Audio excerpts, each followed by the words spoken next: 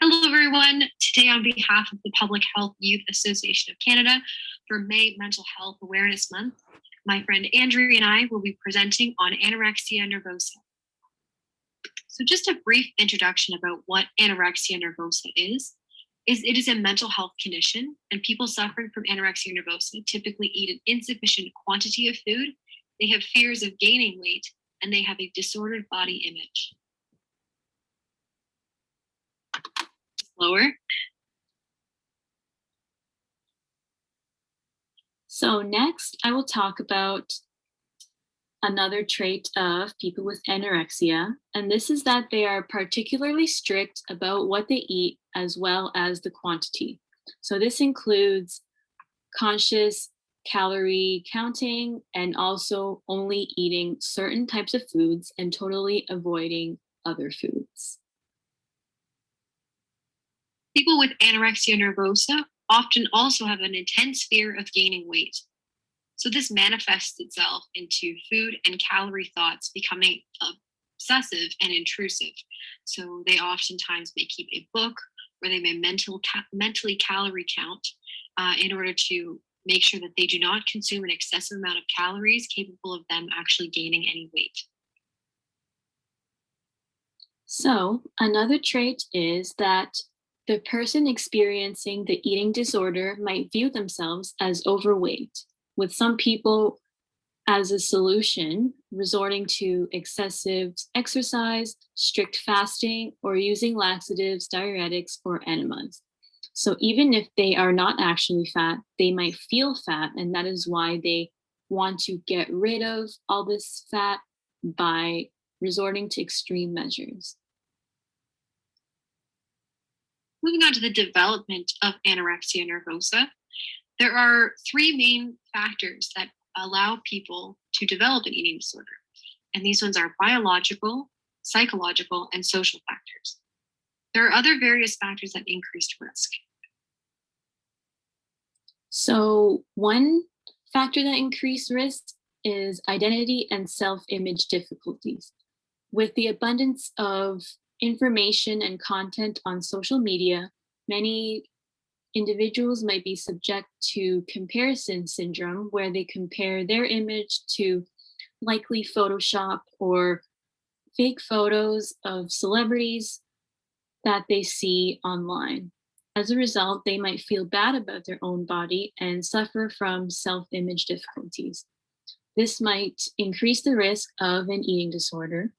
Another risk factor is if they have experienced trauma in the past, and they might have an unhealthy relationship with food. Moving on to some key terminology associated with anorexia nervosa.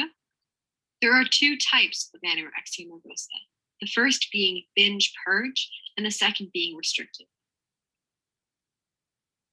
So binge purge is when people eat a big amount of food, even past the point of fullness. So that is binging, and purging is when they try to get rid of all of it. So this might be by using laxatives, which make them go to the bathroom, diuretics such as coffee, and also enemas. So all of these pills and tools encourage bowel emptying and urination.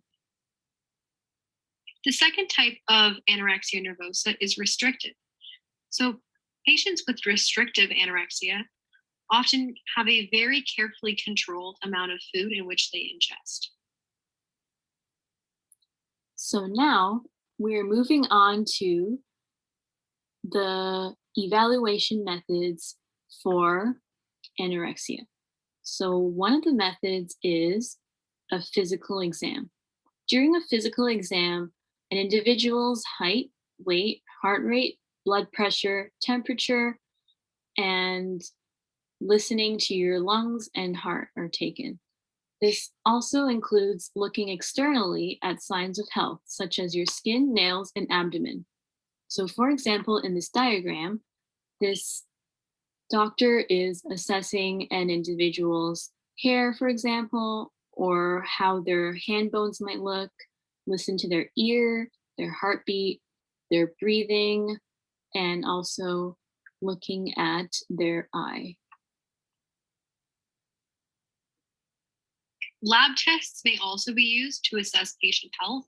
So blood tests are used to assess electrolytes, protein levels, and organ functioning. Urine analysis, which also may be used as a urine test, and this one will assess kidney functioning in a patient.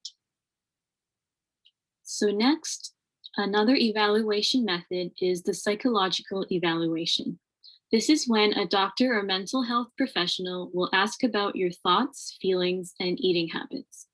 You may also be asked to complete psychological self-assessment questionnaires. So the focus is on your psychological health, which may include your sleep patterns, how you feel on a certain day, and your overall mood. Other types of measures include x-rays, which are used to look at bone density. They're used to look for stress fractures or broken bones, and they're also used to check for pneumonia or heart problems. Electrocardiograms are electrodes that are placed on the patient's chest, and they're used to measure heart rate patterns to check for heartbeat irregularities. These irregularities can be caused by electrolyte imbalances. So next up, we're now going to talk about the symptoms of anorexia nervosa. So there are two kinds of symptoms, which are physical symptoms and emotional symptoms. So physical symptoms have to do with how a patient with anorexia nervosa may look like versus how they feel. So some physical symptoms might include feeling cold all the time, being dizzy, anemia, low thyroid and hormone levels, low potassium, low blood cell counts, slow heart rate, dry skin, dry and brittle nails, and fine hair. The whole list of symptoms can be found here, and you may feel free to take a look. In terms of emotional symptoms, there is a large list as well. Oftentimes, it's perceived by other people, as shown through dramatic weight loss. People with anorexia nervosa may feel uncomfortable discussing their condition and often dress in layers to hide the weight loss, as well as to stay warm because the loss of body fat. They will often deny feeling hungry and have very specific food rituals. They can include eating foods in a specific order, excessive chewing, rearranging foods on the plates. Many people suffering from anorexia nervosa will cook meals for other people, but they themselves will not eat. They also may have a very intense exercise regimen where they feel a need to burn off any calorie that they have consumed in order to maintain the body weight or fall even below the body weight that they're currently at. They may have social withdrawals where they withdraw from their friends and activities that they used to love. They may become more secretive and isolated. They have fears of eating out in public. They have limited social spontaneity.